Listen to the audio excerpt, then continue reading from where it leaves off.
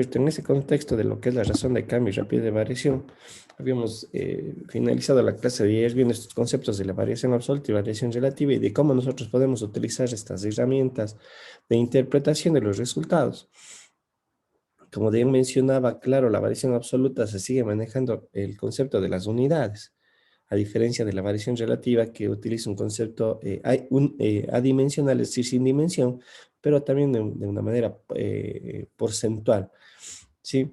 Y decíamos que esta información es más clara que hablar de números o cantidades de unidades en cuanto a saber qué es lo que sucede a una variación que se podría dar dentro de un proceso de producción.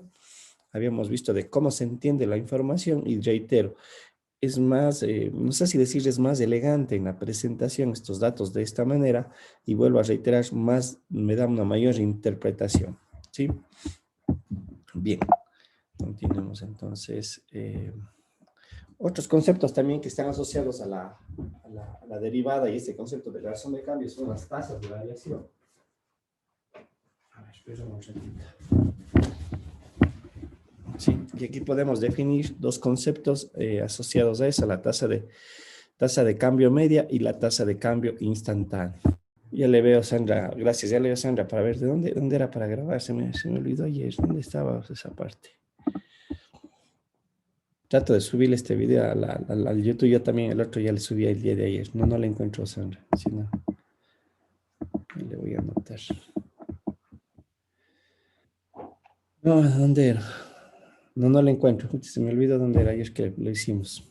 Bueno, avancemos en clase, si no vamos a quedarnos allí. Bien, lo que yo mencionaba, ¿no es cierto? La razón de cambio también me da estas dos definiciones dentro de lo que, a ver, déjenme ver qué me dice, ya. La tasa de cambio media, que no es más que, recuerden, analizar las variaciones tanto a la salida como a la entrada, porque la expresión que está ahí determinada, el f de x más delta de x menos f de x sobre delta de x, son esos dos puntos de operación diferentes, ¿sí? Y obviamente ahí se diferencia con lo que es la tasa de cambio instantáneo, que en el caso de la tasa de cambio instantáneo sí es la derivada como tal, la expresión de la derivada. Esta expresión de aquí, la primera que acabo de mencionar, se entendería, ¿no es cierto?, que es la variación en la salida, ojo, como consecuencia de la variación de la entrada. Recuerden que aquí siempre hablamos de la dependencia de la variable y con respecto a x. Y aquí se entendería como el concepto de la tasa de cambio media y acá la derivada como tal, como tasa de cambio instantáneo. Aquí podemos ver la aplicación de estos dos conceptos en este ejercicio. Dice, se estima que el crecimiento de una comunidad en X meses está representada por esa función matemática. Entonces, lo que me pide es encontrar cuál es la tasa de cambio media mensual de la población en el primer año. Y ojo aquí, lo que les he venido mencionando, hay que sacar la información, aunque no se me lo diga, pero en el caso tenemos una periodicidad que implica un año completo, pero lo que me pide es la tasa de medio mensual. Entonces sabemos que en el año tenemos 12 meses.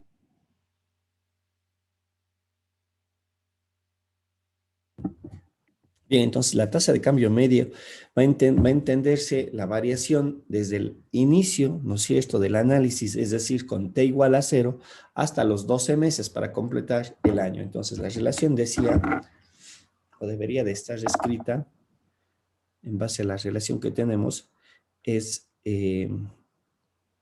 P, ¿no es cierto? Le voy a volver a escribir acá, menos P de 0, pero obviamente aquí es la variación delta de X, y la variación de delta de X se va a dar entre los periodo de 12 menos 0, que me da los 12 meses del año completo, es lo que tengo aquí definido. Lo que me corresponde hacer es las evaluaciones. En la ecuación matemática, cuando tengo el periodo de 0, ¿cuánto me da? En este caso me daría 2.000 personas, y en el P12, que es el año completo del periodo, ¿no es cierto?, lo que me resulte, no sé cuánto me daría, sería hacer la evaluación numérica, pero al final me dice que yo tengo una tasa de cambio medio de 22 personas, ¿sí? Es decir, que ese es el incremento mensual del crecimiento que yo tengo cada mes promedio. Es lo que más o menos se estimaría, que cada mes la población crece 22 personas por mes.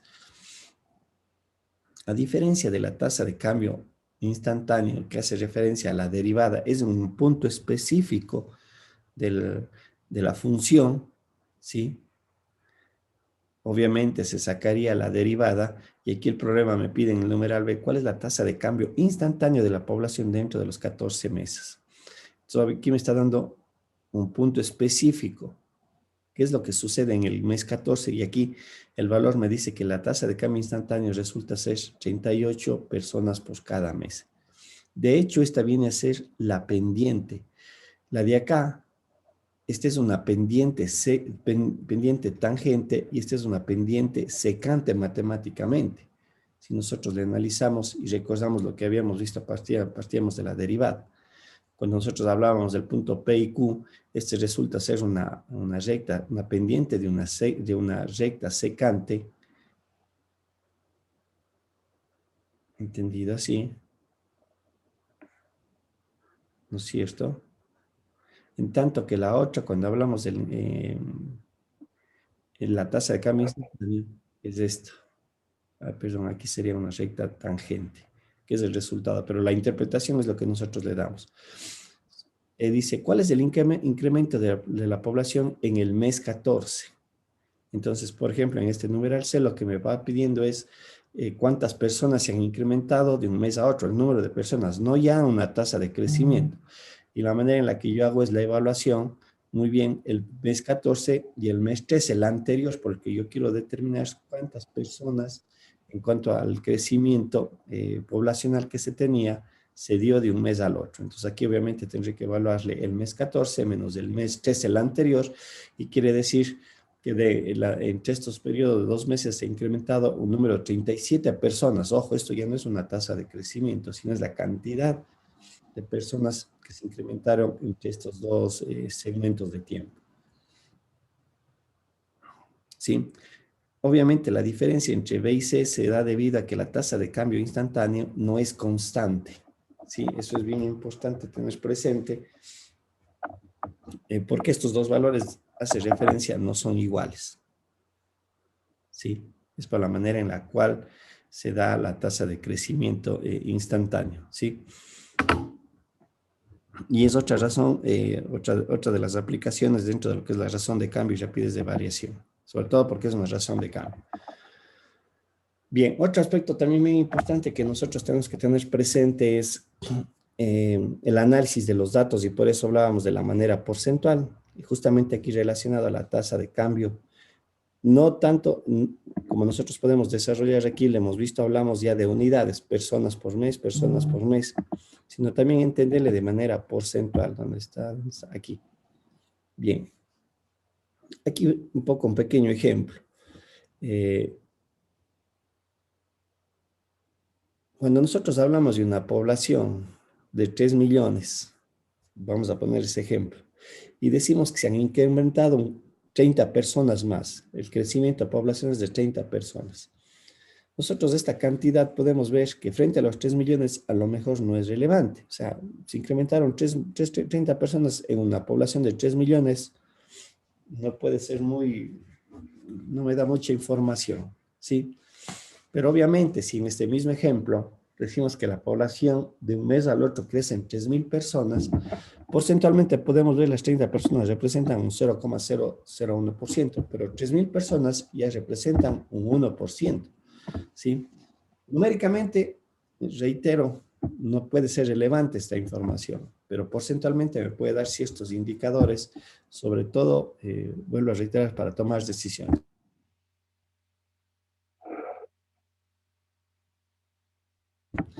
Nuevamente aquí aplicando el concepto de tasas dentro de lo que son las tasas de cambio porcentual, no es más que dividir para la función original, como podemos ver en la relación. F' de X, en este caso la tasa de cambio porcentual instantánea, le dividimos para la función f de X, para el modelo matemático, y obviamente aquí perdemos la dimensión y nos le multiplicamos por 100 para llevarle a la parte porcentual. En el ejercicio anterior, que teníamos esa tasa de cambio porcentual de 38 personas, llevándole a un porcentaje, representa el 1,62%. Y reitero, esta información es más clara para saber qué es lo que está sucediendo en un modelo matemático y sobre todo para saber tomar decisiones. Yo solo voy a poner este ejemplo. Vamos a ver, no sé, el municipio que es encargado en hacer obras, alcantarillado, de pronto hacer hospitales, escuelas, etcétera, o el gobierno, pongámoslo de esa manera. Y les hago a ustedes también esta pregunta. Con un incremento de 30 personas en una población de 3 millones, ¿ustedes creen que se tenga que invertir en hospitales, en colegios, en carreteras? No sé, ¿qué opinan ustedes?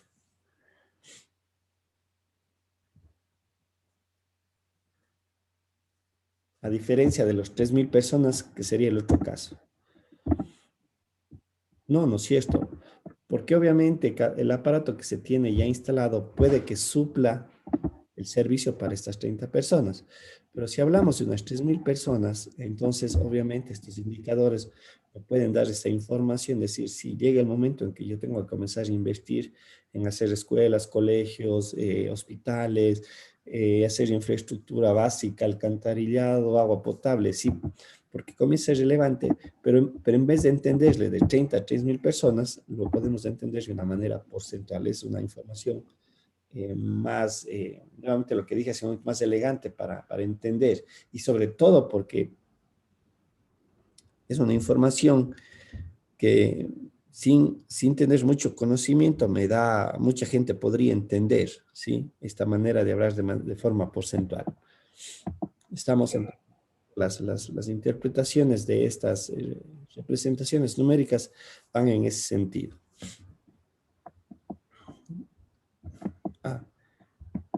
Bien. Otro aspecto bien importante a tener presente es la diferencial de una función. Aquí está gráfica, más o menos, de qué es lo que nosotros, o cómo nosotros debemos de entender este concepto, ¿sí? Y lo que nos permite es interpretar la variación de la variable independiente dentro de lo que es la función, ¿sí? Nosotros teníamos los incrementos de una función, ¿no es cierto? Es decir, la salida, cómo se daba, y era esta relación.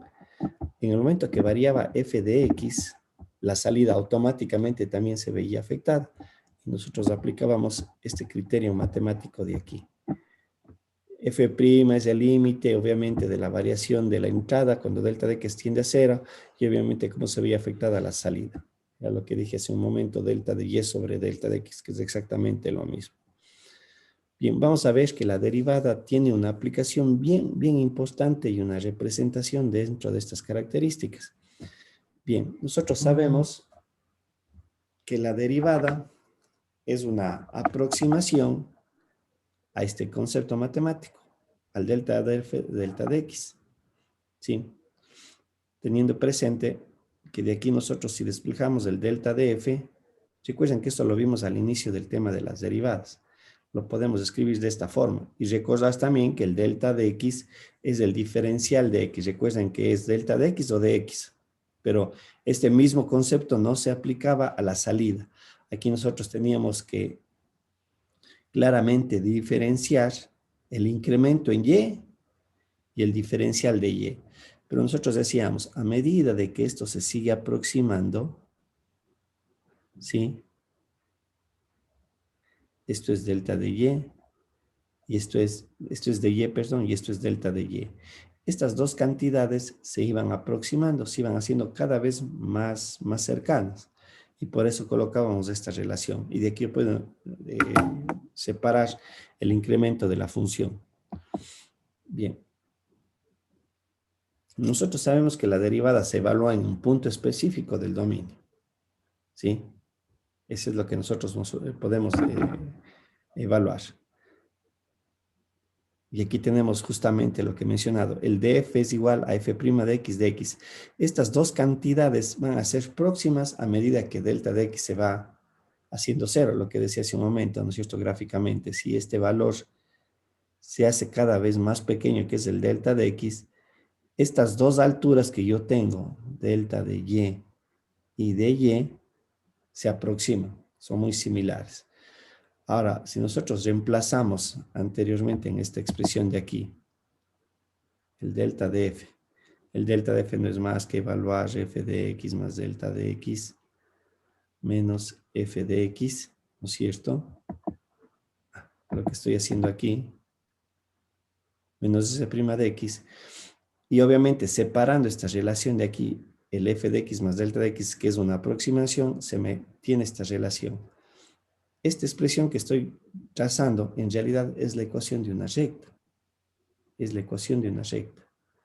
Y esa es una de las características de la derivada en cuanto a una aproximación lineal que yo puedo realizar frente a un punto de una función. ¿Y de qué manera me va a servir esto? Porque esta es la aplicación que yo le tengo que ver al construir esta ecuación matemática que es una recta. El uso de esta expresión es justamente transformar la función, esta f de x, en una ecuación de una recta, pero en un punto específico del dominio. ¿Y qué es lo que yo consigo con esto? Simplificar los procesos numéricos. 1. 2. Mi análisis ya no se hace sobre la función, sino se hace sobre esta aproximación.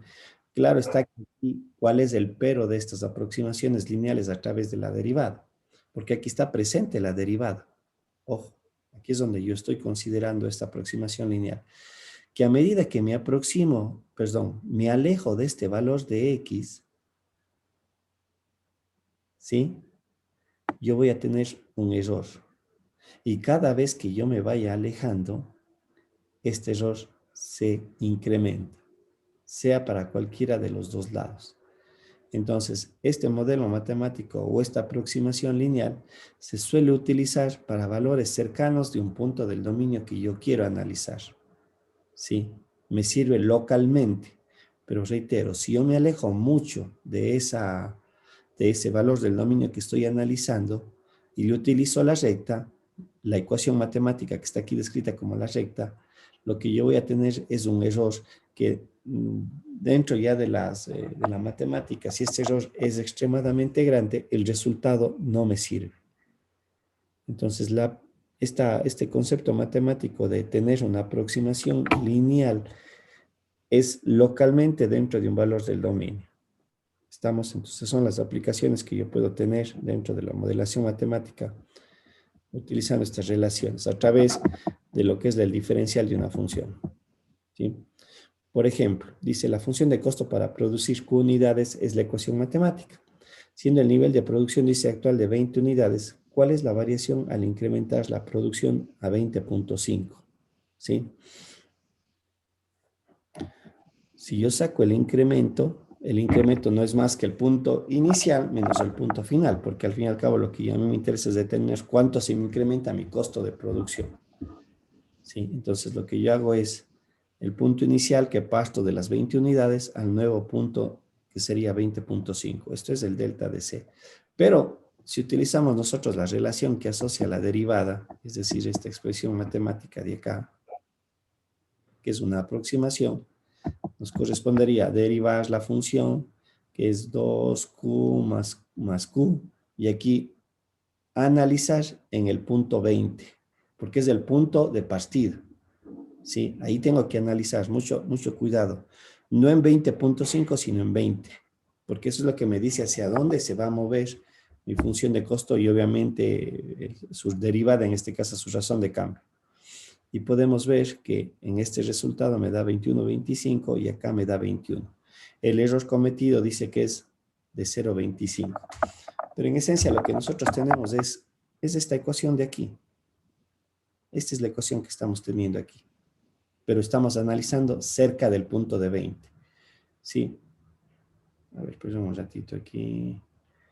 lo que teníamos hace un rato. Esto me representa el f de x más delta de x. Esto me representa el f de x. La aproximación, esto es f' de x. Y obviamente este es el delta de x. ¿Sí? Entonces, lo que teníamos hace un rato, si yo separo el f de x es la ecuación de la recta. Esta es una ecuación de la recta la cual estoy utilizando para ver estas aproximaciones. ¿Sí? Entonces, vemos que aquí hay un error de 0,25. Sería de ver si este error es pequeño o grande. Por lo tanto, yo puedo utilizar esta relación de acá y decir, esa es la aproximación que voy a tener. ¿Sí? Sería, ¿me conviene o no me conviene? O el análisis está dentro de un error aceptado, ¿no? Y una de las aplicaciones bien importantes de la razón de cambio es el análisis marginal. Esto ustedes no sé si ya lo están viendo o desarrollando. Lo que ya habíamos mencionado, ¿no es cierto? La derivada como tal nos permite analizar el cambio que ocurre en una expresión matemática cuando ocurren variaciones en la variable independiente y la consecuencia que se tienen en las variables dependientes. ¿No es cierto? Esto debido aquí dentro del modelo de las ciencias económicas. Por ejemplo, ¿qué sucede cuando el cambio de un costo total de operación en una empresa resulta de cada unidad adicional producida? Queremos ver cuál es el efecto que sucede cuando yo produzco una unidad adicional en el modelo de la función de costo. ¿Sí? ¿Qué pasa cuando se da un cambio de la demanda de cierto producto que también resulta en un incremento de una unidad en el precio? ¿Sí? ¿Qué efecto se va a tener? Esto es el análisis marginal y vamos a ver las definiciones. Como digo, aquí lo tratamos superficialmente porque eso hay una materia, si no estoy mal, que ustedes la desarrollan con más, eh, con mayor grado en cuanto a lo que les representa cada uno de estos conceptos o definiciones. El cambio de Producto Nacional Bruto de un país por cada año que pasa, ¿no es cierto? La derivada tiene varias aplicaciones en la economía y la administración en lo referente a las tasas marginales. Aquí un ratito, déjenme hacer una corrección. Está mal.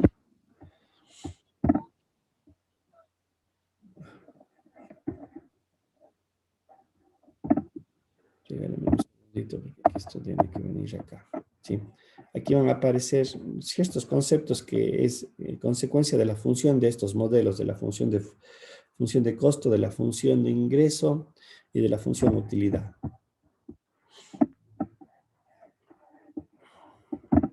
A ver, perdón. Aquí está. Bien, el costo marginal dice que es la variación del costo ante el aumento de una unidad. Aquí lo que se analiza es qué pasa cuando yo incremento una unidad a mi función de costo de la producción. ¿Qué efecto se va a tener? ¿Va a ser favorable? ¿No va a ser favorable? ¿Cierto? Y como decíamos, es un concepto bien importante en la microeconomía para determinar, ¿no es cierto?, la cantidad de producción de una empresa y los precios de los productos. Porque hay que ver si esto son, como decía hace un momento, favorables o no favorables. Y de hecho, el costo marginal no es más que la derivada de una función de costo. ¿Sí? Y lo que habíamos mencionado, el costo marginal mide la tasa con la que el costo se incrementa con respecto al incremento de la cantidad producida. Esto ya hicimos un ejemplo anteriormente, era esto, y aquí. De hecho, aquí ya sacamos nosotros el costo marginal. Y recuerden este ejercicio que decía, cuando yo paso de unidad de 5.000 vehículos a 6.000, hay un incremento de producción de un 20%. Los costos aumentan en un 18%, mientras que el costo unitario baja en 1.7%. Entonces, es una información que me define a cómo debo de sacar yo un producto. Pero ya vamos a ver que el costo marginal hace referencia solamente al incremento de una unidad por una simple razón. Como digo, ya vamos a ver posteriormente. En el caso del ingreso marginal, hace referencia a la función de ingreso, ¿no es cierto? Que es la cantidad por el precio, la cantidad que yo vendo por el precio del producto. ¿Sí? Y aquí lo que también se analiza es qué efecto se tiene por una unidad adicional que se venda, qué va a pasar con el ingreso. Y no es más que la ingreso marginal, la derivada de esta función y. Sí, entonces los ingresos marginales, dice, representan las entradas adicionales de una empresa por un artículo adicional vendido. Vamos a ver si es que mis ventas mejoran, si mis ingresos mejoran. Esa es la información que yo voy a tener cuando ocurre un incremento pequeño en el número de artículos vendidos. Ya tengo que cambiar allí la ortografía. Y en el caso de la utilidad marginal, se define como la aptitud de enviar un servicio para satisfacer la necesidad humana. Y ustedes saben que la utilidad marginal no es más que la diferencia entre la función de ingreso y la función de costo. Y su derivada, ¿no es cierto?, define este concepto. La utilidad marginal representa la utilidad adicional por artículo si la producción tiene un pequeño incremento. Un ratito, déjenme ver porque está.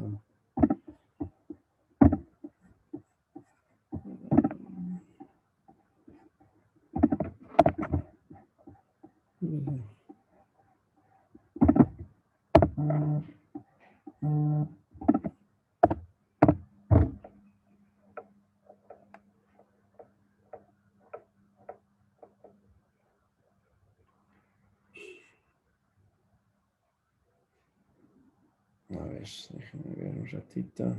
Espérame. A ver.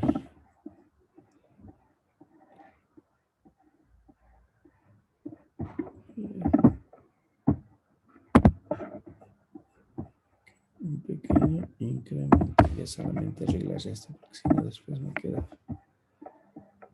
A ver. Bien. En el caso del análisis marginal, en realidad los procesos de producción son en grandes cantidades. Obviamente depende del producto que yo esté elaborando. No sé, voy a poner el caso de una fábrica de zapatos. Una fábrica de zapatos, entiendo yo que no hace 10 zapatos, 20 zapatos, sino hará, ¿no es cierto?, entre 1000, 10.000 zapatos, no sé, por hora, por día, no sé. Entonces, cuando nosotros hablamos de una variación y dentro del análisis marginal, se habla siempre del incremento de una unidad adicional para ver el efecto que se tiene en cuanto a qué va a suceder con mi función de costo, en mi función de ingreso o mi función de utilidad. Cuando nosotros hablamos de una fábrica, lo que yo decía hace un momento, a ver, perdón.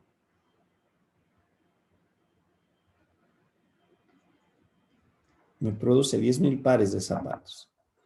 Cuando nosotros hablamos de una unidad adicional, el 10.000 frente al 1, a este nosotros le podemos entender como un delta de X. Ese es el incremento, ¿sí? Y le entenderíamos que es un valor extremadamente pequeño frente a una línea de producción, ¿sí? Y lo que nosotros vamos a tener presente en este concepto es como si estuviéramos aplicando justamente el criterio de límite, porque el delta de X vale 1, ¿sí? Y obviamente por eso es que nosotros consideramos la derivada, porque aquí estaríamos aplicando el criterio de la derivada. Delta de X tiende a 0 porque nosotros hablamos, vuelvo a reiterar, en una línea de producción de 10.000 artículos de lo que esté elaborando o produciendo en una fábrica, el delta de X sería visto como una cantidad extremadamente pequeña. Y bajo el concepto del límite que nosotros aplicamos, justamente me da la definición de la derivada. ¿No es cierto? En una empresa, los modelos de análisis son las funciones que representan, ya mencionamos, la función de costo de producción, la función de ingreso y la función de utilidad. Y las derivadas de cada una de estos modelos matemáticos, ¿no es cierto? Ya hemos definido que es la función de costo marginal, la función de ingreso marginal y la función de beneficio o utilidad marginal. Y reitero, este incremento de una unidad me permite justamente expresar estas tres funciones matemáticas en la aplicación de la derivada, ¿sí? Porque utilizamos este concepto matemático de aquí. Sí, lo que mencionaba, como los procesos de producción son altos, ¿sí? Al considerar el delta de x, es como si nosotros estamos diciendo delta de x tiende a 0, ¿sí? Es un número próximo a 0. Aplicando el concepto de diferencial, entonces aquí nosotros podríamos establecer lo que hace un rato ya habíamos denotado. El delta de x es igual al diferencial de c, debido a esa aproximación gráfica que teníamos acá. Si esto es decimos, yo produzco 10.000 y mi nuevo punto va a ser 10.000 unidades, aquí el incremento de una unidad adicional. Si yo puedo analizar mediante estos conceptos qué es lo que va a suceder, qué es lo que me puede dar, qué información me puede dar. Nuevamente reitero lo que ya habíamos definido anteriormente, entonces el diferencial, el incremento de C es muy próximo al diferencial de C.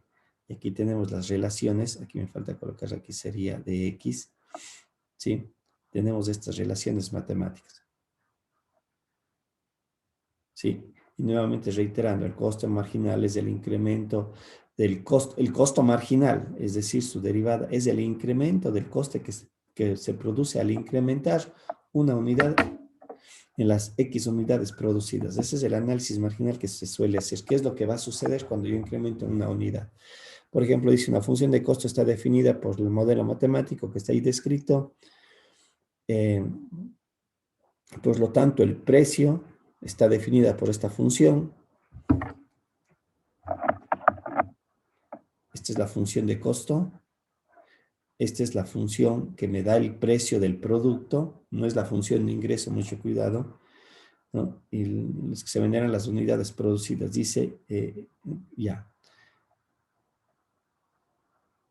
Dice, esta función P de Q es el precio de dólares en las que se venderán las unidades producidas. Lo que me pide es, ¿no es cierto?, hallar la función de costo e ingreso marginal.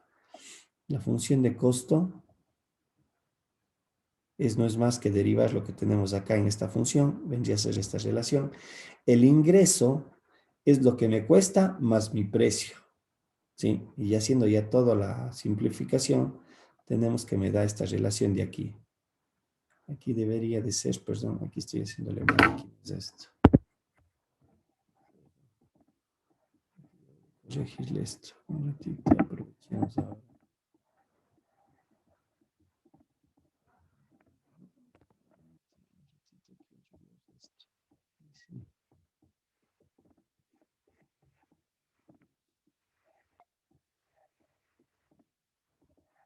¿Se ve la presentación? ¿Se ve la presentación? Sí, profe. Entonces, la función de ingreso es la cantidad producida por la función precio. Entonces, viene a ser esta relación. Obviamente, aquí sería la derivada, ¿no? Aquí tendríamos que derivar. Aquí me parece que están haciéndole mal. Sería 25Q. A ver, un ratito, a ver. Aquí le estoy haciendo mal. Aquí me debería dar la función de costo esto. Después les voy a ver. Aquí sería Q por P de Q, vendría a ser 25Q. Antes un ratito, solamente aquí estoy haciéndole mal. Aquí debería ser esto. Ahí estamos, ahí sí.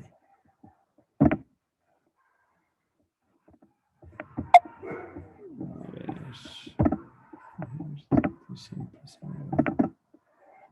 Ya, ahí estaría correcto. ¿Sí? Ahí sí. Esto no es más que multiplicar la función de ingreso, vendría a ser 25Q menos 1/2 de Q al cuadrado. Y obviamente su derivada es la relación que tenemos acá. Esta es la función de costo marginal, consecuencia de derivar la función de costo, y esta es la función de ingreso marginal. ¿Sí? Ahora, dice, el coste aproximado de producir la 10ª unidad. ¿Sí? ¿Qué es lo que va a pasar si mi proceso de producción es de 9 unidades y yo le hago a la 9ª unidad? Tal vez alguien va a decir, profe, pero usted acaba de decir de que los procesos de producción son elevados. ¿sí? Y obviamente la unidad se ve un tamaño muy pequeño, ¿sí? Este es lo conceptual, pero yo le puedo aplicar tranquilamente este criterio de incrementar una unidad adicional en un proceso de producción. ¿Qué efecto se va a tener? Porque es el valor próximo siguiente, ¿sí? Por ejemplo, en este ejercicio me dice el costo aproximado de producir la unidad, la 10ª unidad. Entonces, se entendería que yo tengo un proceso de producción de 9 unidades. Lo que yo quiero ver cuál es el efecto de qué pasa si yo incremento una unidad de producción, ¿sí? Este sigue siendo mi delta de X, una unidad de producción. ¿Qué pasa si yo me muevo a un siguiente punto? Y justamente el análisis marginal hace referencia a una unidad adicional en todas sus definiciones, costo marginal, ingreso marginal, etcétera, ¿no? Entonces aquí nosotros aplicando el concepto que habíamos visto aquí sería, ¿por qué no le pongo aquí el delta de X? ¿Quién me dice? Porque eso puede generar confusión. ¿Por qué no le pongo el delta de X? ¿Cuánto vale el delta de X? El diferencial de X. Que ya vengo repitiendo en el análisis marginal varias veces. ¿Cuánto vale el diferencial de X? Y acabé de mencionar ahorita. Porque alguien puede ver esta relación, dice, no, si era C' de X por dx. ¿Cuánto vale el delta de X en mi análisis marginal?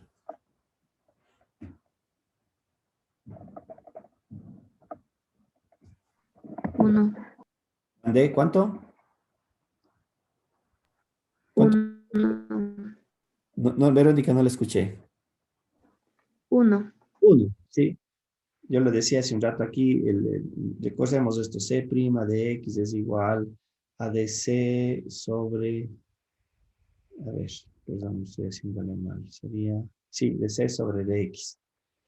Y obviamente si despejo el dc, esto me va a quedar C' de X por dx, pero esto vale 1. Por eso es que aquí desaparece, ¿sí? Y obviamente acá también no aparece ese delta de X porque esto vale 1. En realidad es evaluar el DC en la derivada. Pero ojo, en el punto anterior, mucho cuidado, porque aquí pueden generar un error. Alguien puede decir en la 10ª unidad. No, es en el punto anterior, previo al paso que yo me quiero dar. ¿Sí? Si decimos 10.000 unidades, el siguiente paso con una unidad adicional es 10.001. Pero yo tengo mi análisis en el punto de dónde me quiero yo mover, hacia dónde yo me quiero mover. En este caso es sea la 9. Entonces aquí voy a tener que mi incremento es de $12, ¿sí? Y ahora el costo real de producir, aquí aplico el incremento, ¿sí? Aquí podemos ver cuando yo me muevo del punto 9 al punto 10 y me da de 12.5. Aquí están las aproximaciones. Obviamente aquí hay un error de $0.5 entre estas dos relaciones, ¿sí? Pero al ser valores aproximados, yo puedo ya tener una información con este dato de acá. ¿Qué significa? Que yo cuando me mueva o produzca 10 unidades, ¿sí? Yo voy a tener en mis costos de producción $12 adicionales. Y obviamente eso yo le tengo que trasladar ¿a dónde? Al costo del producto, ¿sí? Dentro del análisis marginal aparece lo que es esta idea matemática de la elasticidad, ¿sí? Y es una generalidad nuevamente de la variable independiente cuando yo incremento una unidad de producción, ¿no es cierto?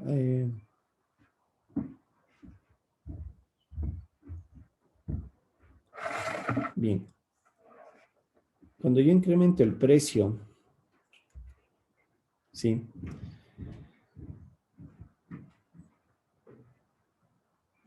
Aquí, a ver, ¿qué pasa cuando a ver, les voy a poner este caso, ¿qué pasa cuando se eleva el precio del arroz? ¿Ustedes qué creen que pueda pasar? ¿O qué pasa cuando se incrementa la gasolina? ¿Qué sucede?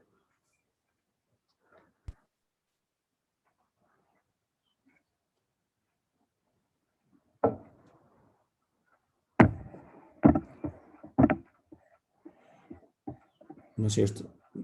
Comienzan a incrementar los precios de los productos de primera necesidad y obviamente eso implica que la gente comienza a decir, si me incrementaron se incrementó la gasolina, eso implica que se incrementa el- los productos que vienen de la sierra o de la costa, ¿no es cierto? Qué sé yo, las verduras, las hortalizas. Entonces la gente que dice, no voy a comprar, voy a bajar el consumo. Si antes compraba una libra de tomate riñón, capaz que se voy a comprar la media libra porque ya el dinero comienza a faltar, ¿no es cierto? Ahora, ¿qué pasa si se incrementa el costo de una vivienda? Justamente quiero que se entienda esta parte. Cuando yo incremento el costo de un kilo de harina frente al costo del incremento de una casa, eh, aquí hablamos de dinero, ¿no es cierto? Por ejemplo, eh, si el kilo de harina que vale $1 y yo le subo a $2, lo que acaban de mencionar allí dice, ¿qué vamos a hacer? Dejo de consumir la harina, o sea, tendré que bajar en mi consumo. Antes compraba un kilo, ahora voy a comprar medio kilo porque no me alcanza la plata. Yo solamente tengo el dólar. Pero en el caso de una vivienda, el incremento, no sé, si una casa vale $50,000 y le incrementa $1, 50,000, $1, ¿no es cierto? No pasa nada. La persona que tiene la plata lo compra. No, pues $1 más que le incrementen en la casa no va a dejar de comprar la vivienda.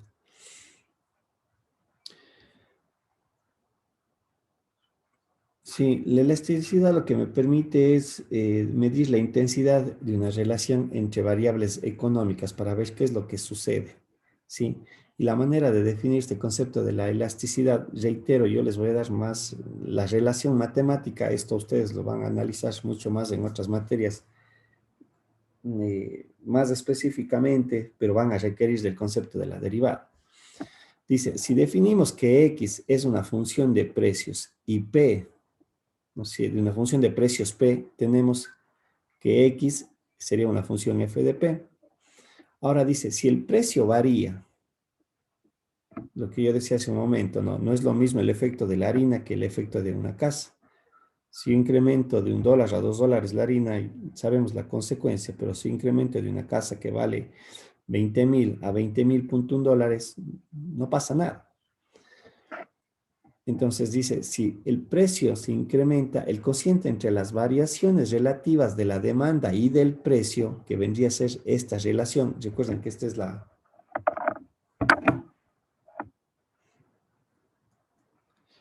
vendría a ser la variación relativa, ¿no es cierto?, de la demanda y la variación relativa del precio.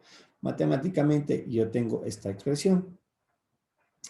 Pero aquí ya considerando que el delta de P y utilizando el límite le tiendo hacia cero, le voy reduciendo lo más que pueda, ¿no es cierto? Tendría este concepto matemático que no es más que la derivada de la demanda con respecto al precio. ¿Sí?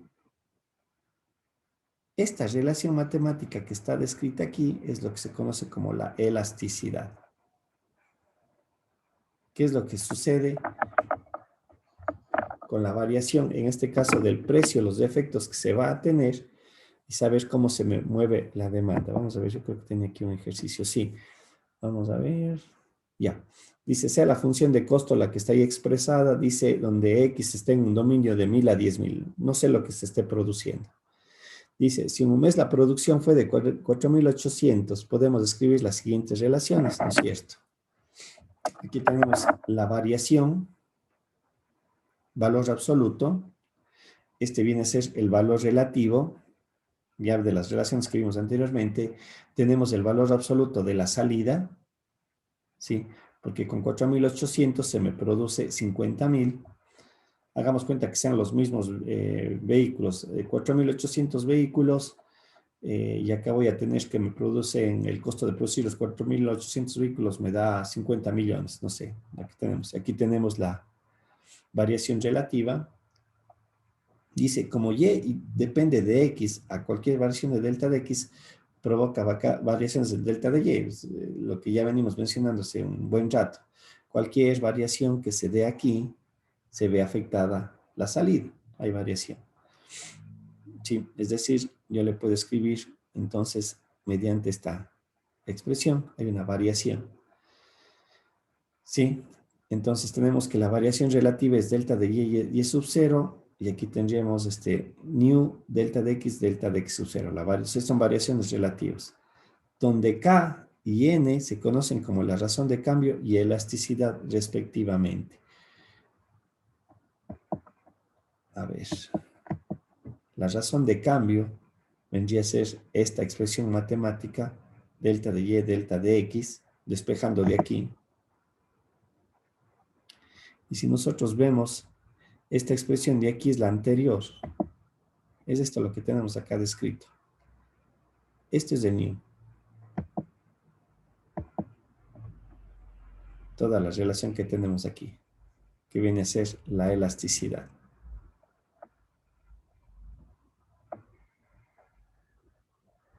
Esta es la razón de cambio y la elasticidad. Como digo, esto lo verán ustedes más específicamente qué significa y cómo se lo debe de interpretar. Aquí tenemos otro ejemplo, dice, si el precio de un helado se incrementa de 2 a 2,20 y la cantidad de demanda cae de 10 a 8 helados, entonces la elasticidad de la demanda respecto al precio es, ¿no es cierto? Y aplicando directamente las relaciones, sería x sub 0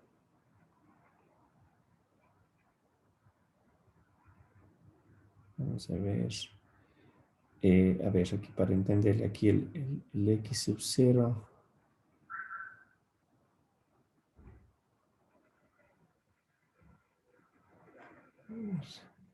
el delta de y va a ser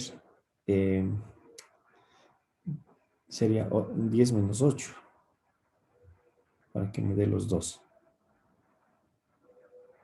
El delta de x viene a ser los 2 menos 2,20, que es los 0,2.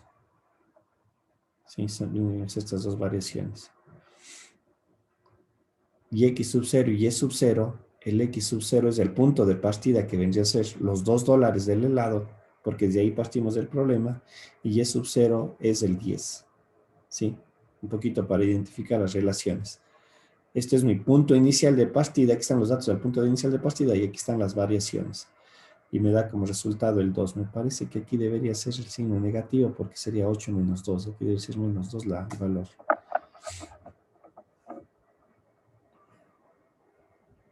Sí.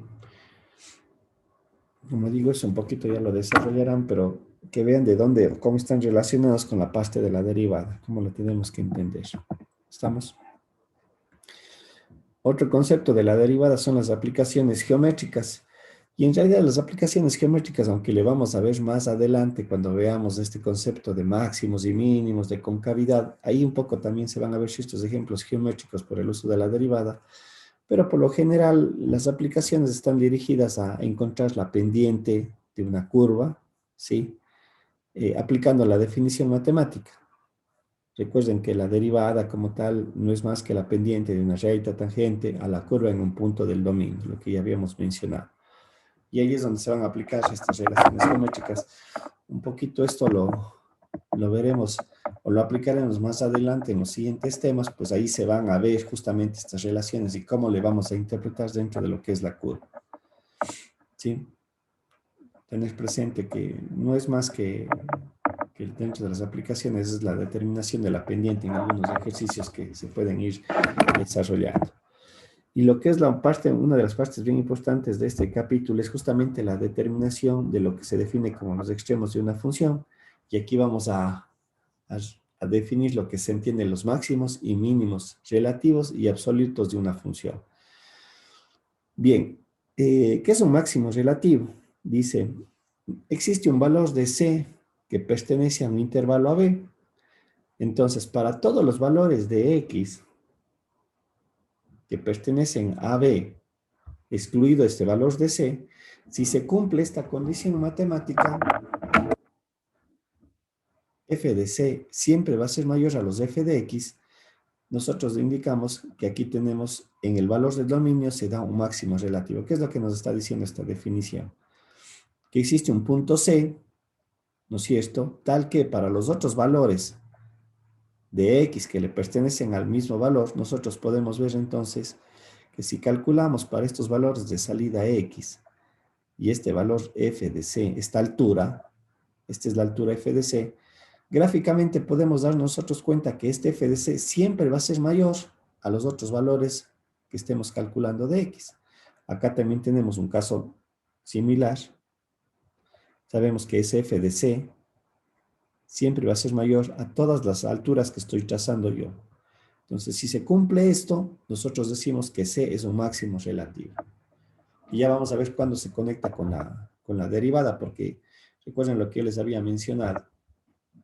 Una de las aplicaciones de la derivada está en la representación gráfica. Muy, muy importante. Entre las.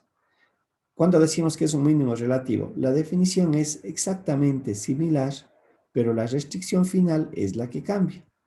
Decimos entonces que existe un valor de C que le pertenece al intervalo AB, tal que para todos los otros valores de X que le pertenecen a B, si se cumple esta condición, decimos que en C, porque aquí es bien importante entender, en los valores del dominio se determinan este criterio de máximo y mínimo. La salida solamente me da la interpretación, nada más. Pero acá nosotros decimos, ¿existe un máximo en el dominio en el valor de C o existe un mínimo? Y aquí gráficamente es exactamente lo anterior. Esto vale f de c, la altura f de c. Pero si nosotros podemos ver aquí gráficamente, para otros valores de x, el f de c es el valor inferior, igual acá. Eso es lo que me está diciendo esta definición. Ahora, ese es el concepto de máximos y mínimos. Pero a mí en realidad lo que me interesaría encontrar es exactamente en qué valor del dominio yo tengo un máximo y un mínimo relativo. Y aquí es donde nosotros vamos a utilizar justamente la definición de la derivada.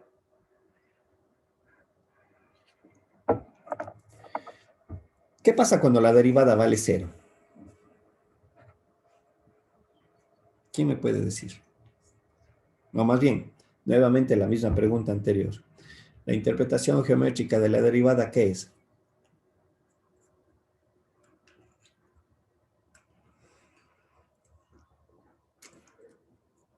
La pendiente. La pendiente, correcto. ¿Y la pendiente qué valores puede tomar?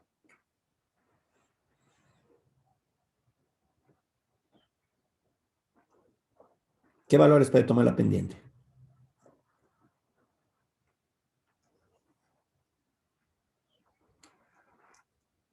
¿Qué valores puede tomar?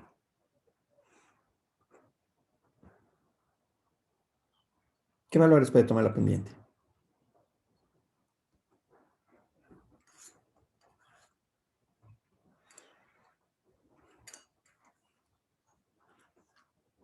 Nadie me dice qué valores puede tomar la pendiente, numéricamente.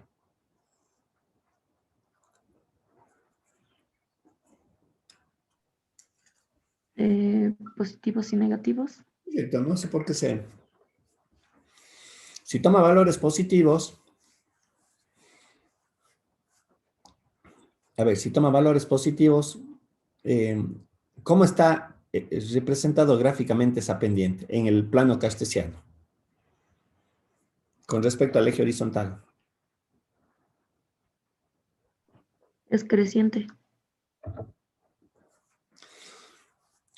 Me da un concepto que es creciente, correcto, pero gráficamente en el plano, cuando yo trazo una pendiente que toma valores positivos y le grafico en el plano cartesiano, ¿cómo está dispuesto? Con el eje horizontal, ¿qué ángulo forma? Cuando es positivo.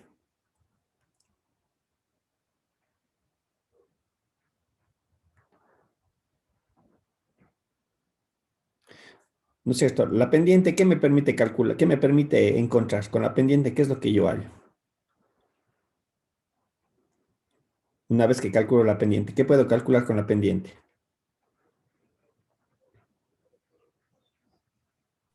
La Sí, ecuación de la recta.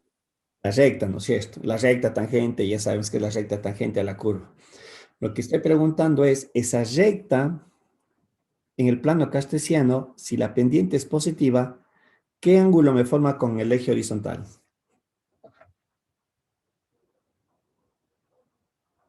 De 45 grados. No de 45 grados necesariamente. Agudo. Me forma un ángulo agudo, correcto, porque ahí estoy generalizando y el de 45 grados caería en ese caso, pero no de 45 grados, mucho cuidado. La misma pregunta ahora, ¿qué pasa cuando la pendiente es negativa? Nuevamente yo puedo encontrar la ecuación de la recta y la misma pregunta, la disposición de la recta con respecto al eje horizontal en el plano cartesiano, ¿qué ángulo me forma? También un agudo. Seguro, cuando la pendiente es negativa, Obtuso. perdón, Obtuso. un ángulo obtuso. Recuerden, ¿saben qué? Que esa es una información bien importante. Lo que alguien mencionaba hace un rato. Cuando la pendiente es positiva, me dijo que la función es creciente. Y cuando la pendiente es negativa, la función es...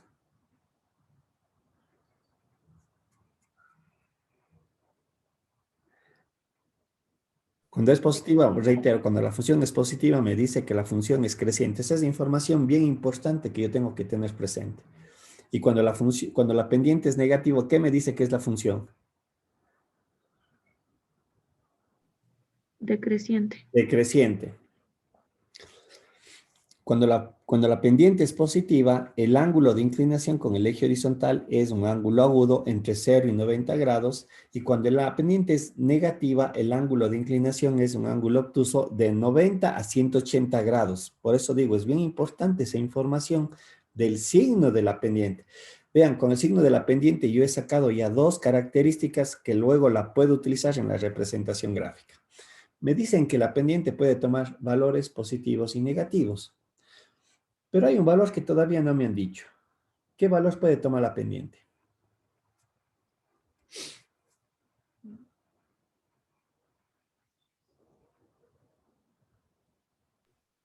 Ya me De dice, cero. perdón, De cero. de cero, correcto. La pendiente puede tomar un valor de cero. Y cuando la pendiente toma el valor de cero, ¿qué recta es esa? ¿Cómo está la recta dispuesta en el plano cartesiano? Paralela Sería al una eje X. constante, ¿Es una constante, recta constante? Y alguien que me dijo también algo bien importante, es una recta Paralela al eje X. paralela al eje X, correctísimo. De hecho, esa es la condición matemática que describe a continuación el siguiente teorema, y era lo que yo decía hace un momento. Esto es conceptual. Esto es conceptual. ¿Cuándo es un máximo? ¿Cuándo es un mínimo? Correcto. ¿Cuándo se cumple esa condición? Pero dentro de la matemática, a mí lo que me interesa es determinar justamente el valor del dominio en donde yo voy a tener o un máximo o un mínimo relativo. Aquí estas definiciones no me están dando esa condición matemática para hallar el valor de C para el uno o el otro caso, ¿no es cierto? Esto solamente es conceptual, lo que acabamos de describir o definir es, esto se entendería que es un máximo, esto también es un máximo, este valor de C me da un máximo, me da un máximo, este valor de C me da un mínimo y me da un mínimo. Pero no me dice en qué valores del dominio se cumple. Entonces, justamente lo que acabé yo de irles un poquito haciendo el análisis es justamente utilizar esta característica de la derivada que me da o me da la interpretación de una pendiente. Y lo que ustedes acaban de mencionar, la pendiente o los casos en los cuales yo puedo tener una pendiente es de que tome valores positivos, tome valores negativos, pero un valor muy característico es que esa pendiente tome el valor de cero. Y obviamente en la representación matemática, esa pendiente no es más que una recta paralela al eje X, o lo que alguien dijo, es una recta que se entendería constante, es una función constante.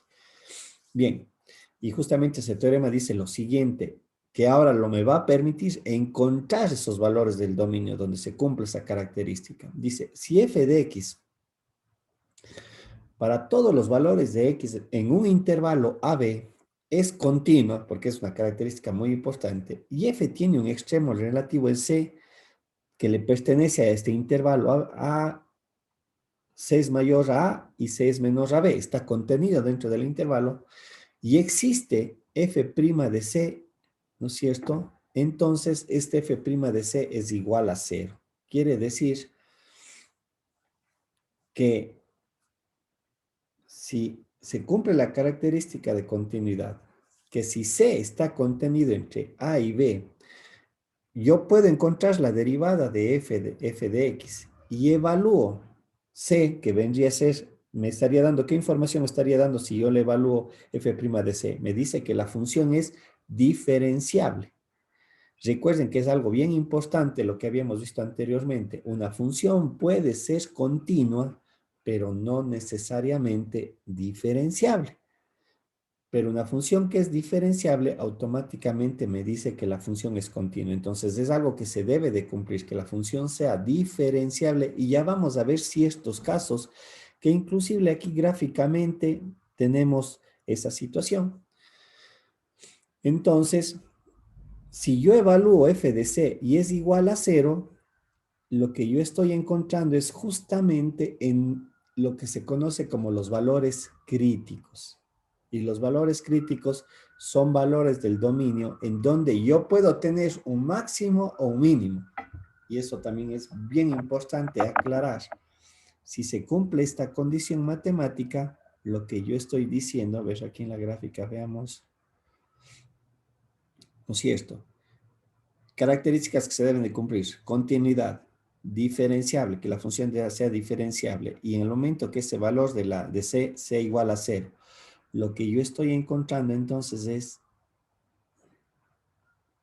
o determinando, los valores del dominio en donde la pendiente vale 0. ¿Por qué no hago estos casos de acá? Ya vamos a ver el por qué. Por lo que acabé de mencionar, estas funciones son continuas y diferenciables gráficamente, se entendería, pero estas funciones, aunque son continuas, no son diferenciables y ya vamos a ver con algunos ejercicios, porque eso es bien importante. Reitero, no toda función que es continua, recuerden, no necesariamente es diferenciable.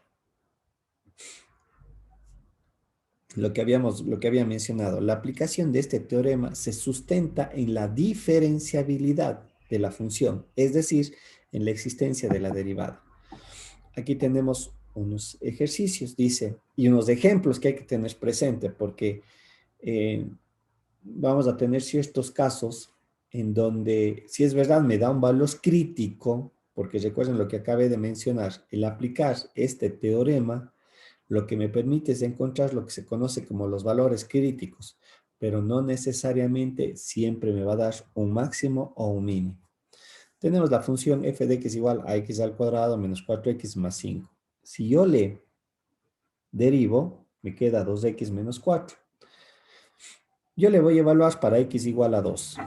¿Sí? Porque el procedimiento va a ser al revés, pero yo aquí le voy a hacer lo siguiente. Digo, le evalúo en x igual a 2. Si le evalúo, es evidente que esta función primero es continua, es diferenciable y su resultado me da 0. ¿Sí? La derivada. Por lo tanto, yo sé que aquí la pendiente me da el valor de 0. Ahora, se supone que este valor de 2 que le estoy evaluando, le voy yo a evaluar en la función original para encontrar ¿qué cosa? El par ordenado, es decir, este punto de aquí. Ahora, si yo le evalúo para un valor menor a 2, por ejemplo, denme evaluando en la función original en 1. ¿Cuánto me da en 1?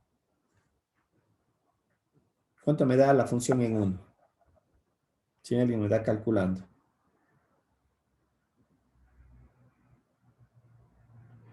Me va a dar que esto me resulta ser el valor de 2. Esto me da esta altura. Y evaluémosle en el valor, un mayor valor a 2. Evaluémosle en 3. ¿sí? Si yo le evalúo en 3, también me va a dar el valor de 2. Por lo tanto, aquí se puede concluir que el valor de 2, el cual yo evalúe la función, porque el procedimiento, como digo, ya más adelante les voy a indicar cómo se procede, ¿sí? ¿Qué estaríamos diciendo? En 2, ¿qué es lo que tengo? En 2, ¿qué se está dando? Un mínimo relativo. Un mínimo relativo, correcto, porque en el valor de 2 podemos nosotros observar las alturas, ¿sí? La altura en 2 es la más pequeña respecto al valor de 1 y el valor de 3. Por lo tanto, lo que yo estoy determinando es que aquí se va a tener, en este caso se entendería un mínimo relativo. Es decir, este se conoce como un valor crítico. ¿Sí? Claro está que aquí estamos utilizando una representación gráfica y todo este procedimiento no lo vamos a hacer nosotros, no necesariamente lo vamos a tener que desarrollar, ¿sí? Sino aquí un poquito para explicar lo que está sucediendo.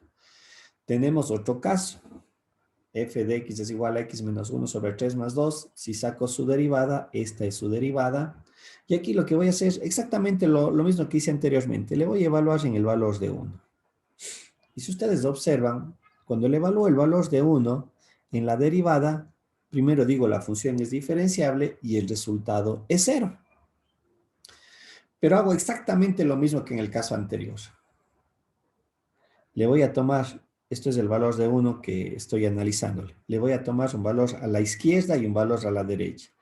Si tomo el valor de 0 y el valor de 2, y ojo, esto le tengo que evaluar en la función original. Todos estos valores en la función original en f de x.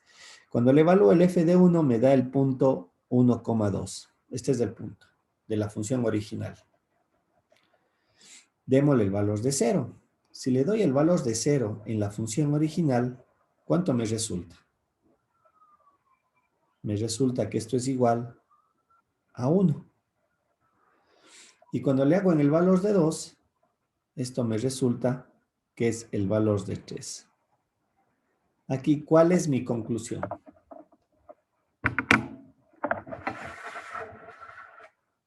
¿Cuál es mi conclusión allí? Tal vez que no es diferenciable. No, sí es diferenciable. Por esto sí es diferenciable. Pues aquí está la diferenciabilidad. Sí es diferenciable. Pero el valor de la diferencia, del valor evaluado en la derivada me da el valor de 0. Que para mí, ¿qué es? Es una pendiente de una recta tangente en ese punto. Igual que acá. Tal vez acá me faltó hacer eso. Aquí está la recta tangente. Cuando m vale 0. ¿Sí? Ojo, aquí también, sino que este es un caso particular que vamos o podemos nosotros encontrar en algunos ejercicios o modelos matemáticos. Ojo, este es un valor crítico, pero en este ejercicio, este valor crítico no me está dando ni un máximo ni un mínimo, porque no cumple con la condición. ¿Sí? Pero se puede presentar. Como digo, ya vamos a ir viendo un poquito con estos ejemplos, ya vamos a irnos bien a la parte operativa, cómo tengo que desarrollar el problema, pero lo que yo tengo que tener claro es qué características me está dando. Acá tenemos otro ejemplo, ¿sí? Dice, tenemos esta función definida en 2 intervalos. Es una función mixta, ¿no es cierto? Si yo analizo continuidad, la función es continua y gráficamente se puede observar continuidad. ¿Estamos? Pero en el momento que yo saco la derivada, ¿no es cierto? Si yo saco la derivada de esto, viene a ser 2 y la derivada de acá es menos 1, ¿sí? Es evidente que esta función no es diferenciable. Recuerden que cómo se analizaba la diferenciabilidad era en relación a la derivada. Recuerden que la derivada lateral derecha, la derivada lateral izquierda. Si las dos son iguales, la función es diferenciable. Si no son iguales, la función no es diferenciable. Y aquí yo tengo la derivada lateral, en este caso sería izquierda. ¿Sí? La derivada lateral izquierda me da 2 y la derivada lateral derecha me da 1. Al ser estas dos cantidades diferentes, lo que me está indicando es que la función no es diferenciable en el valor de 3, pero no deja de ser continua. Si yo analizo continuidad, la función es continua. Sin embargo, en 3, si yo aplico lo mismo que hicimos hace un rato, le doy en 2 y le doy en 4, se puede observar que en 3, ¿qué es lo que yo tengo? Sin embargo, en 3, ¿qué es lo que yo tengo? Un máximo. El máximo, efectivamente. Entonces, son diferentes casos que se me pueden presentar y yo debo de ver cómo lo puedo analizar, ¿sí? En 3 hay un máximo y gráficamente se observa, no hay donde perderse. Pero este es diferente a lo que hicimos en el primer caso. ¿Sí? Acá, Profe, dígame, para que la función sea, para que la función tenga máximos y mínimos, tiene que cumplir que sea continua y diferenciable, a o ver, no necesariamente. con el ejemplo de acá, no necesariamente. O sea, lo que decía hace un momento, cada caso es completamente diferente. Aquí estoy poniendo yo cuatro casos típicos que podemos encontrar en mi análisis. En el de aquí, si yo analizo continuidad, la función va a ser continua. Si analizo lo que la función es diferenciable, va a ser diferenciable porque me da el valor de 0. ¿No es cierto? Y en este caso, bajo esta característica, yo puedo encontrar un valor crítico que en este ejercicio me decía que era un mínimo por la parte gráfica que estamos desarrollando. Luego vamos a ver que yo no tengo la gráfica. Todo mi análisis va a ser únicamente de una manera analítica, ¿sí? Y vamos a hacer al revés. ¿Estamos? Los diferentes casos. Por ejemplo, aquí la función es continua y diferenciable. Este es un ejercicio que la función es continua y diferenciable. Sin embargo, siendo este un valor crítico, no me da esto no me dice que es un valor máximo o un mínimo. Como digo, son los casos que podemos encontrar, Daniel. El caso de acá decíamos, la función es continua, pero la función ¿qué no es? No es diferenciable. Sin embargo, eso no quita de que aquí haya un máximo. Pero el análisis es completamente diferente como yo tengo que desarrollar. ¿Sí? O sea, no es necesario que la función cumpla que sea continua No. ni diferencial. Ok, No, gracias. continuo tiene que ser, eso sí. Continuo sí. Ya, gracias, profe. Diferenciable no necesariamente para encontrar un máximo o un mínimo relativo. ¿Sí? Pero eso sí tiene que ser continuo. ¿Estamos?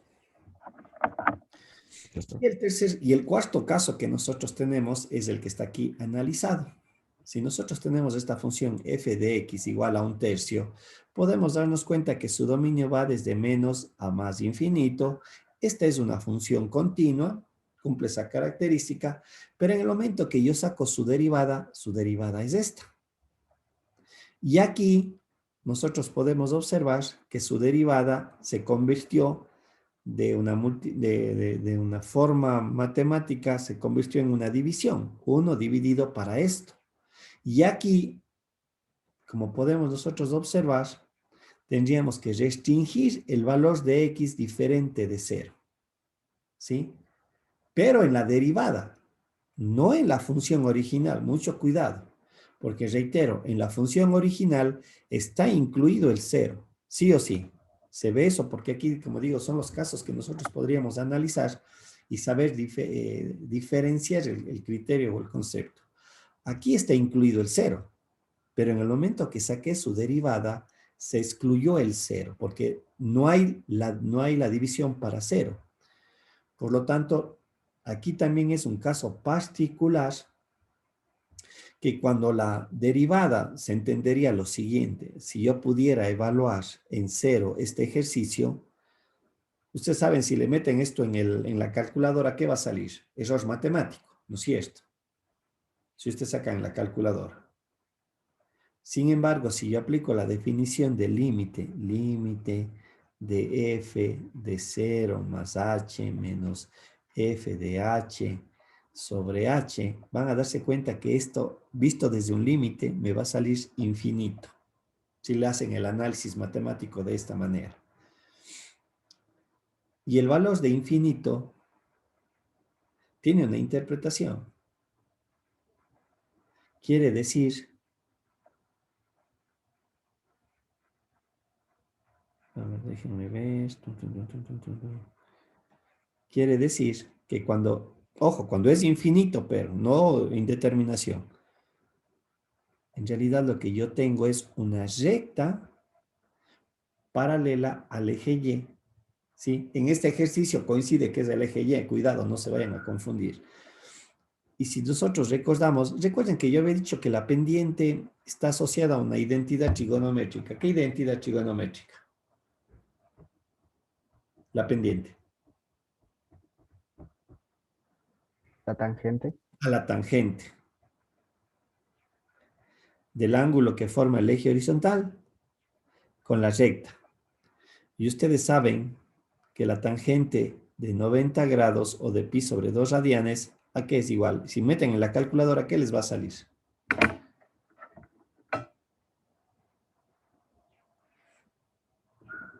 Les va a salir un error matemático.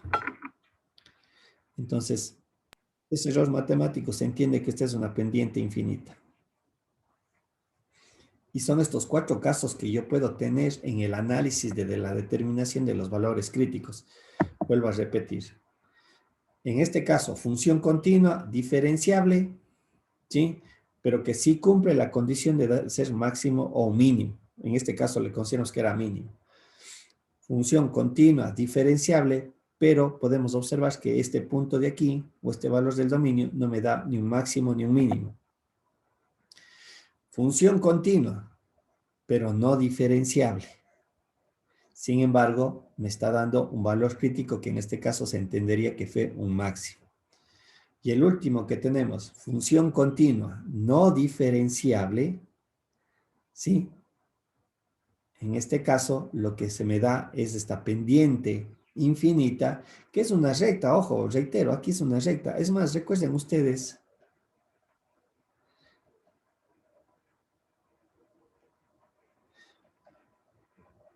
cuando me daba esta definición, ¿qué me daba?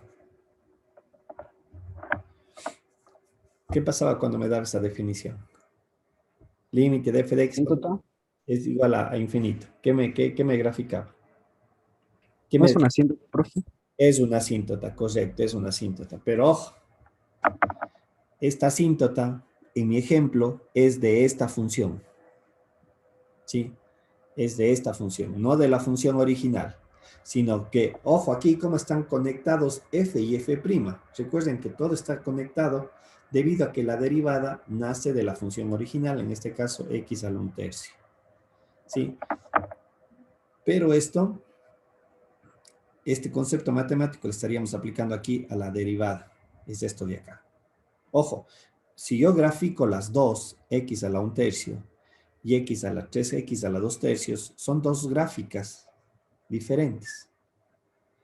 Y la que yo estoy interpretando como pendiente, asíntota, ojo, vuelvo a repetir, esta asíntota es de acá, es de esta función de aquí. 1 sobre 3x a la 2/3.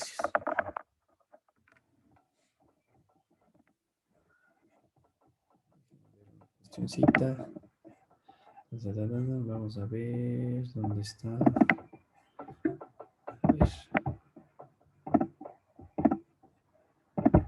A ver, déjenme ver. A ver, esto que quede bien claro, porque si no, después que álgebra.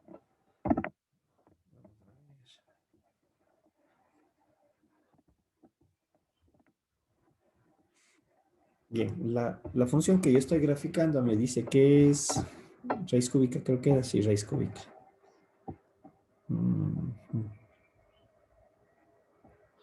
X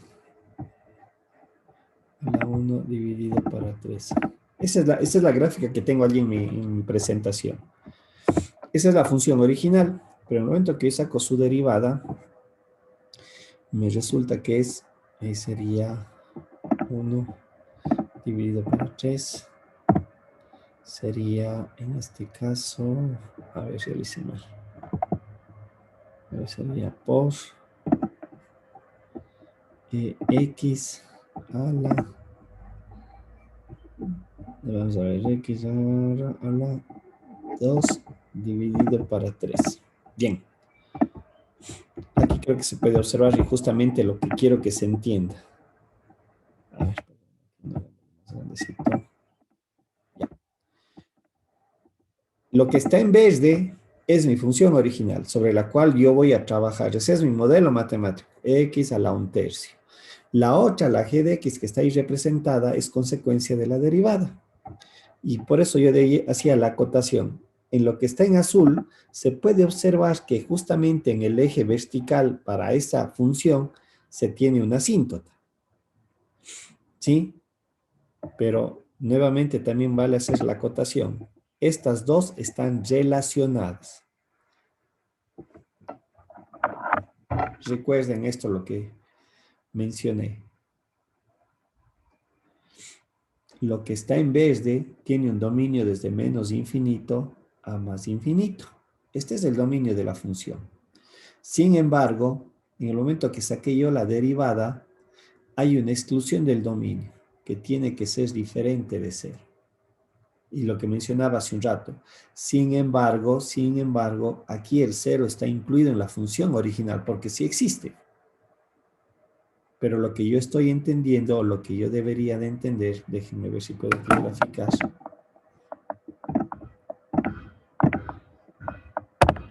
X es igual a 0. Un ratito, le quiero... Bien, ahí creo que se puede apreciar. La línea roja que yo acabo de trazar es tangente en el par ordenado 0,0. ¿Sí? Pero para este ejercicio no me dice si esto es un máximo o es un mínimo, o me va a dar un máximo o un mínimo. Estamos, no sé si se entiende allí, como digo, en esta representación gráfica para este ejercicio muy puntualmente. No sé, tal vez Verónica, Daniel allí, no sé si se entiende. Sí, profe. ¿Sí? Como digo, este análisis que un poquito estoy desarrollando, perdón, a ver un ratito, son para estos 4 casos que se me podrían presentar. ¿Sí? Bien. Cuando hablamos de un máximo absoluto, porque hay que diferenciar, el máximo absoluto se entendería lo siguiente. Voy a poner este ejemplo numérico. 2, 4, 1, 7, 2, 8, 1, menos 2. ¿Correcto? Y voy a poner esta otra cosa. 2, 4, 1, 7, 8, 1, menos 2, 8. ¿Ya? Tengo estos dos conjuntos de valores. En el primer conjunto, ¿cuál es el valor máximo? ¿Cuál es el valor mayor? En el primer conjunto. El 8. El 8, ¿no es cierto? El- Y en el caso de acá, ¿cuál es el valor mayor? ¿En dónde están los cuántos valores mayores hay? 2 8. Hay 2, Dos. ¿no es cierto? En el caso de acá solo había un 8.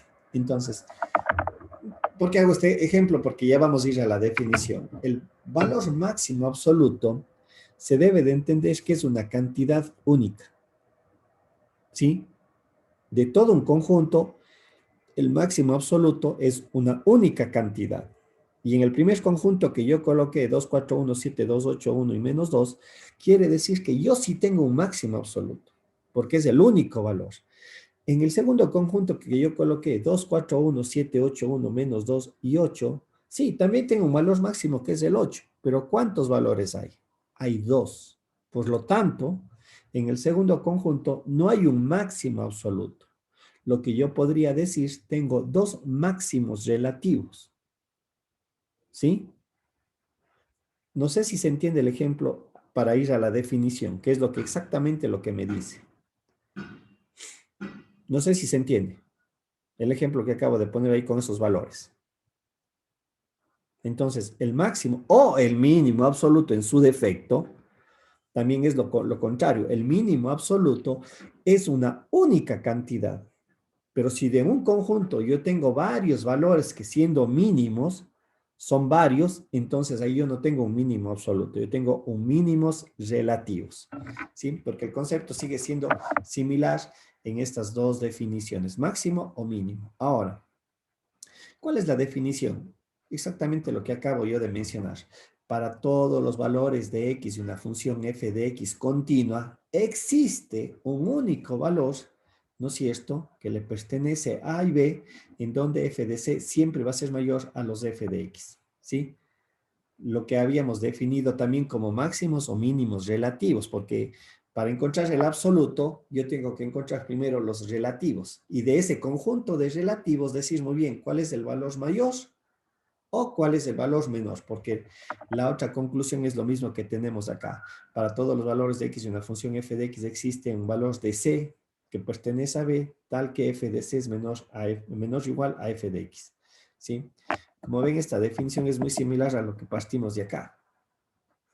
Sí, aquí hablábamos de máximos relativos, pero aquí ya hablamos de los máximos absolutos y con el ejemplo que puse yo de esos conjuntos de números, se debe de entender y eso que quede súper claro.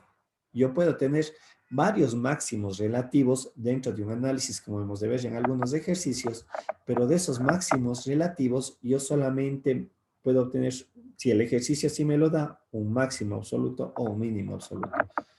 Lo que mencionaba, los valores absolutos son únicos, es decir, solo puede existir o un máximo o un mínimo, no más, ¿sí? Dentro de un intervalo que yo esté analizando.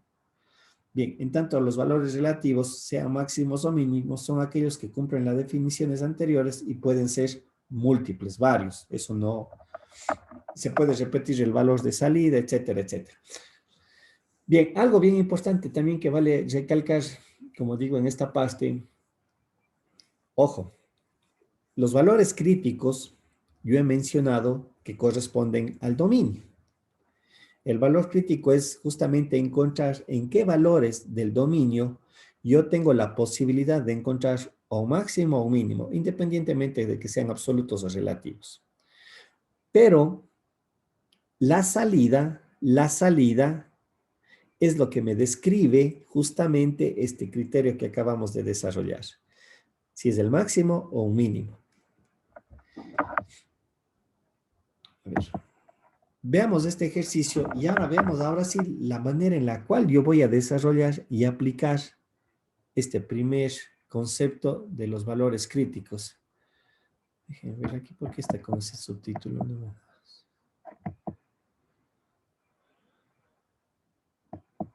Esperen un ratito, aquí está cambiado el... está cambiado el... criterio de la primera derivada. A ver, permítanme un ratito porque está esa vaina de ahí.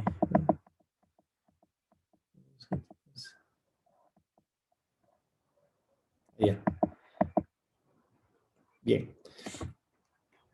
Ahora vamos, justamente, no ha estado bien el título, me parecía que estaba medio raro, pero bien. Vamos a ir a este tema de lo que son los números críticos, el teorema de Rolle y el teorema del valor medio. Bien. ¿Cómo calculo los números críticos? Que eso es lo que me va a determinar estos cuatro casos. Efectivamente, puedo encontrar un máximo, un mínimo.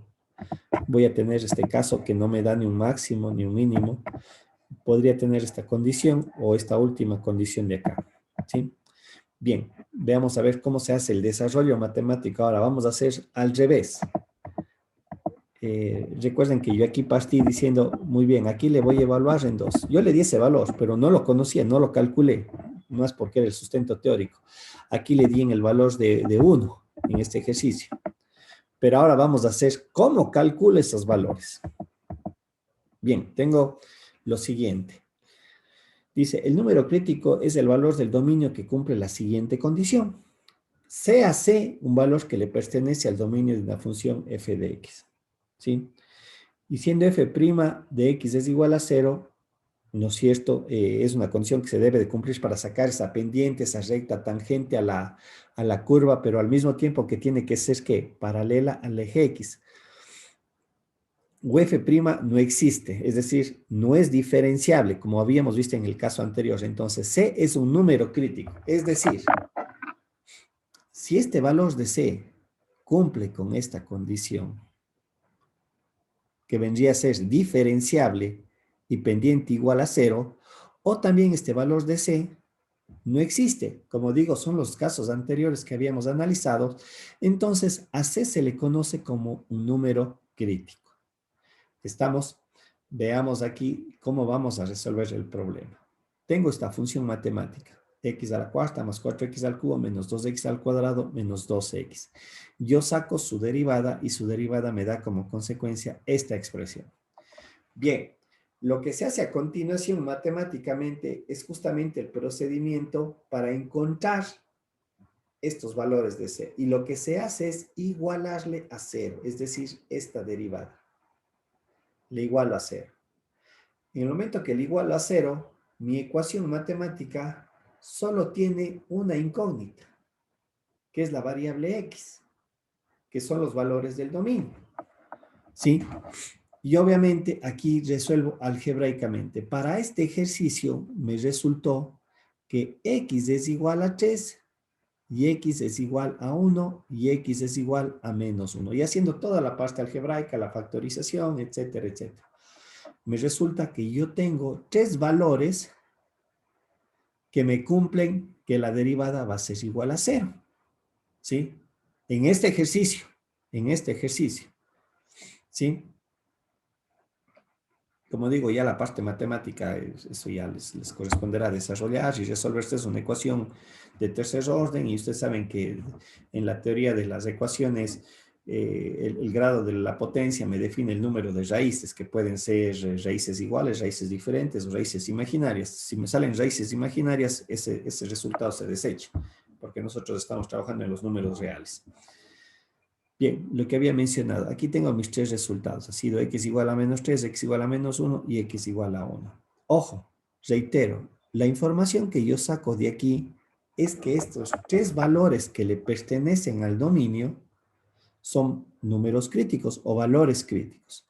Pero todavía yo no sé si en x igual a menos 3, en x igual a menos 1 o en x igual a 1, ¿cuál de estos me van a dar un máximo o un mínimo? Esa parte yo no la conozco.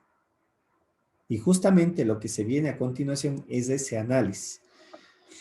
Por ejemplo, aquí tenemos que es menos 3, menos 1 y 1. ¿Qué es lo que yo tendría que hacer aquí para definir? Bueno, aquí está la gráfica ya hecha, pero en realidad me correspondería hacer lo siguiente. Con x igual a menos 3, ¿qué es lo que yo debería de hacer? Para establecer si el menos 3 es un máximo o un mínimo. ¿Qué harían ustedes? Yo solo sé que es un valor crítico. Lo único que yo tengo como información es que la derivada va a ser 0. Nada más. ¿Qué harían ustedes a continuación? Aquí en la gráfica ya se observa. Pero ¿qué harían ustedes?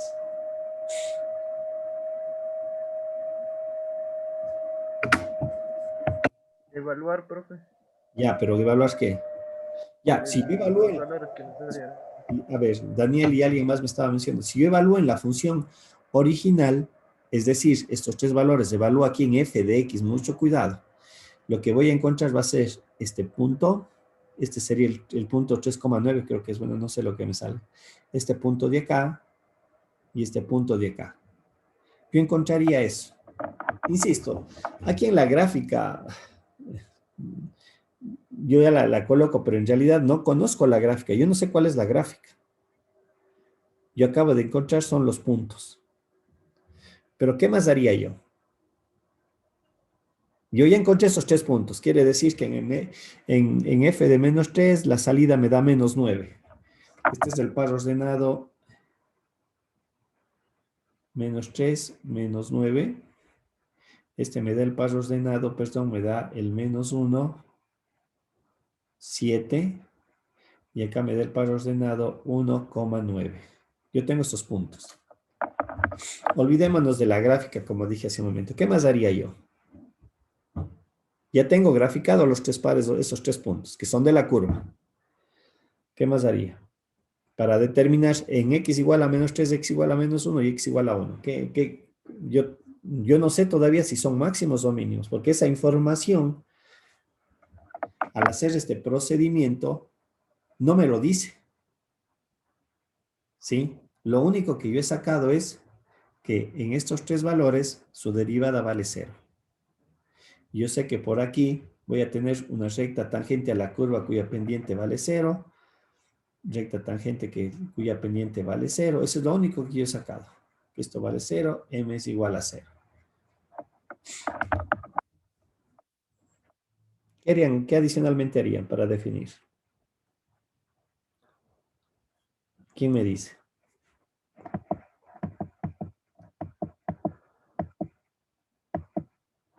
Yo haría esto, lo que hice al inicio acá.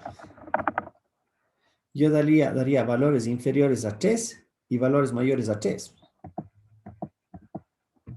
Es decir, por ejemplo, yo evaluaría en menos 3,5 y en menos 2,5 para saber si esto es un máximo o un mínimo. Evaluaría en este caso en menos 1,5 y en menos 0,5. Y acá evaluaría en 0,5 y en 1,5. ¿Sí?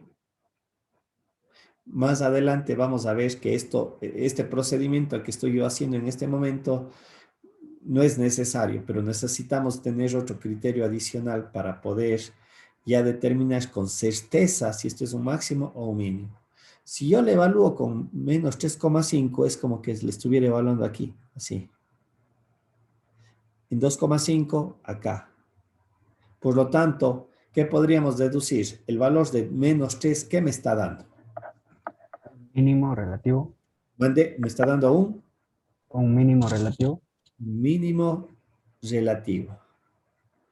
Si hago exactamente lo mismo en menos 1 con 1,5 y 0,5 las alturas, porque eso es lo que me describe, en menos 1, ¿qué estaríamos encontrando?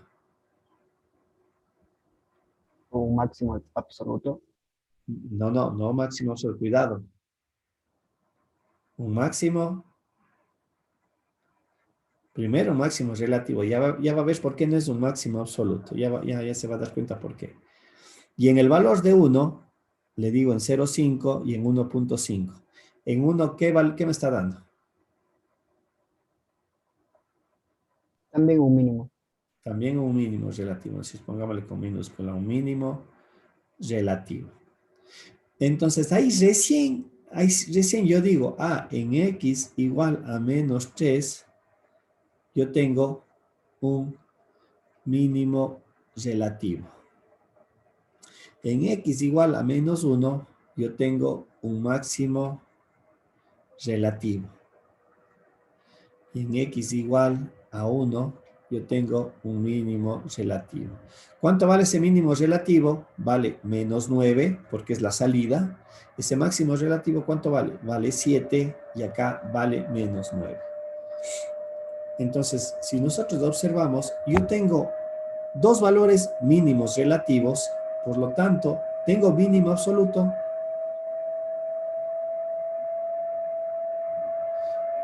Este es mi conjunto de valores mínimos. Es el 9, perdón, menos 9, menos 9. La pregunta mía, ¿hay un mínimo absoluto? No. No. Esto, no hay un mínimo absoluto. Y ahora tengo mi conjunto de máximos relativos, que es únicamente el valor de 7. ¿Hay un máximo absoluto en mi ejemplo? ¿Hay un máximo absoluto?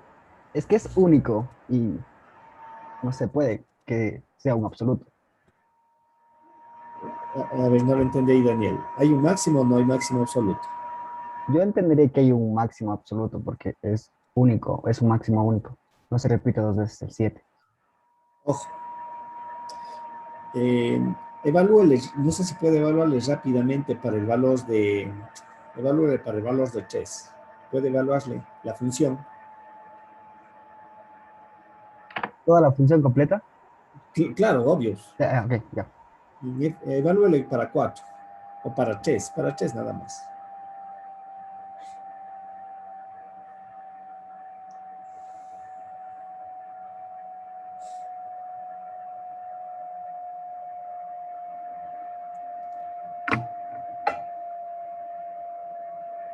Para 3, 135, la función original. Ya, 135. Ojo, el concepto de máximo y mínimo absoluto son los valores máximos de toda la función o el valor mínimo de toda la función. Usted me acaba de decir que con 3 me sale 100, ¿cuánto me dijo? 135. 135. ¿Eso qué quiere decir? Por la gráfica, si usted observa la gráfica, cuando se va X hacia más infinito o hacia menos infinito, la gráfica va creciendo. Por lo tanto, ¿qué significa eso? Que hay valores mayores al punto -1.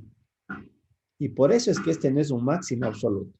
No porque sea el único, sino que numéricamente, ¿sí? Usted tiene para diferentes valores de X, como le dije, para 3, para 4, para -5, el valor de la función crece. No sé si le ve eso, Daniel. Sí, profe. ¿Tendríamos que analizar en la gráfica o ya desde la ecuación podríamos analizar eso?